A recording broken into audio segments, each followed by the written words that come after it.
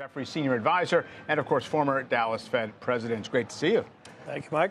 I guess in trying to assess the labor market in general, we've been able to, first of all, talk about reduced supply. It's pretty well known, and maybe that has made weaker job growth more palatable or more acceptable to the Fed and others. Now we have this issue with perhaps shedding of jobs, but we also had overhiring during the pandemic. I mean, it's just a very noisy backdrop. We don't know what productivity is going to look like. So how does that all net out to you? I think you also have to take into consideration the pressures on margins coming from the tariffs. Sure. And other cost pressures. And the only way to deal with that is to either pass on those costs, which they're thinking about doing, but they haven't figured it out yet, to your customers as service or goods, or cut cost elsewhere. Now, what AI promises is the increase in productivity. We haven't seen it yet. And according to McKinsey, for what it's worth, 80% of the companies have said they're really not getting any additional cash flow and profit boost from AI. I just think it hasn't hit yet.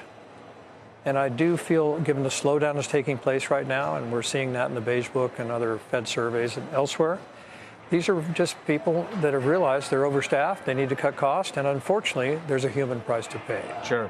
And it's also difficult to pull apart whatever imagined effect there might be from the AI investments from just the perpetual trend of technology making certain functions more easy and cheaper and more efficient, Exactly. And now somehow some kind of step function change in all that. So I guess where does that play into your thoughts of how the Fed is thinking about the balance of risks? Well, I think Powell has said it very well in his presser, and they've also said this publicly elsewhere, which is there is a tough balance of risk right here.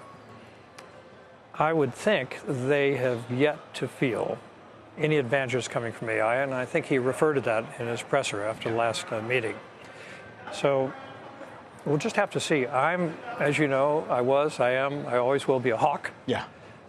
Doves are members of the pigeon family. I don't want to be a pigeon for anybody. So I do think they would have reason to pause in December, get a sense of where this is actually going. We still haven't gotten inflation below 3%. Right. And you don't want to announce he's got 4 more meetings, Mike, that he's giving in. And let the next Fed chairman take over, direct the committee. I think the committee's evenly balanced right now. Actually, there are more hawks than there are doves, because there's an extreme dove. We all know who it is. He wants to cut 50 basis points. That's at the president's direction. And what do you think the implications of that are? You mentioned a pretty divided committee, or at least one where there's kind of a healthy back and forth. Does that hamstring policymaking, or is that just a positive part of the process? No, that's the way it works. Yeah. I mean, as you know, I dissented 10 times over, or 8 times over my period of 10 years. There were other dissents on the other side. It's an intellectual argument. And I hope viewers know this, but I want to repeat it. It's not like Congress or even the Supreme Court. Everybody sits around, provides their best ideas on the table, gives all the input to their ideas, and then a very nice discussion takes place. It's an intellectual discussion. There's no arguing. There's no vengeance that takes place. And including with Steve Myron, by the way, he's being listened to very carefully. He just hadn't persuaded the committee. Right. So that's the way it works. Yeah, by his own account, even he says. Yeah. Very obviously collegial in the room. He's actually a very nice guy. By the way. Yeah. So it's interesting because the absence of timely official data on employment and consumption, everything else.